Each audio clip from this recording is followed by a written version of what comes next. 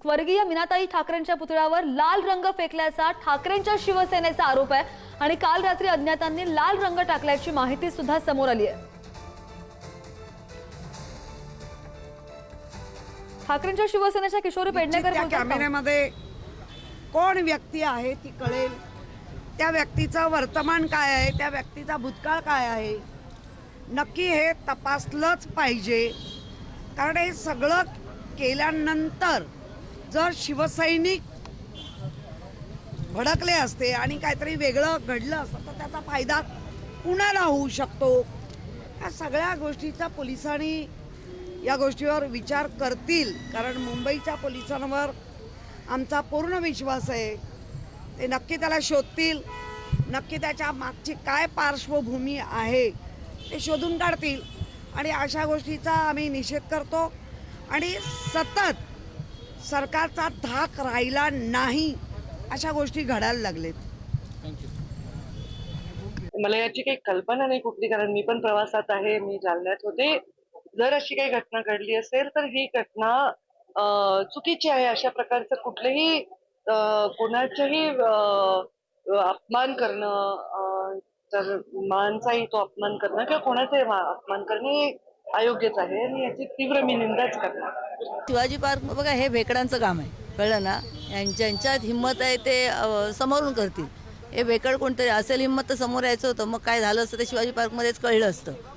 त्यामुळे आम्ही अशा गोष्टींकडे लक्ष नाही। जे झाले कृत्य ते अतिशय निंदनीय आहे आणि आमचे शिवसैनिक समर्थ आहेत त्यांना।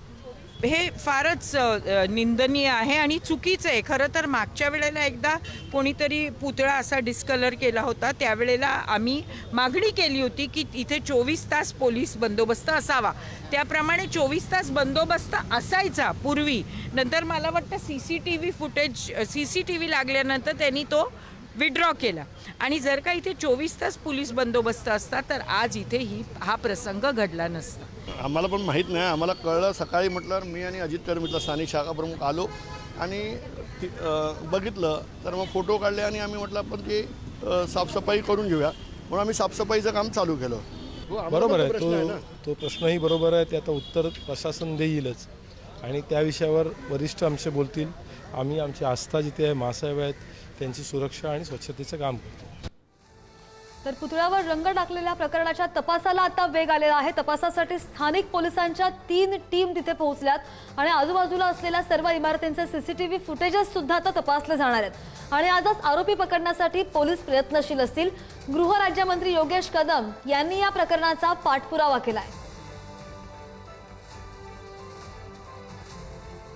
दुसरीकडे मनसे अध्यक्ष राज ठाकरेंनी सुद्धा रंग टाकल्याच्या प्रकरणाचा आढावा घेतलेला आहे। स्वीय सहाय्यकाला पाठवून राज ठाकरेंनी हा आढावा घेतलाय।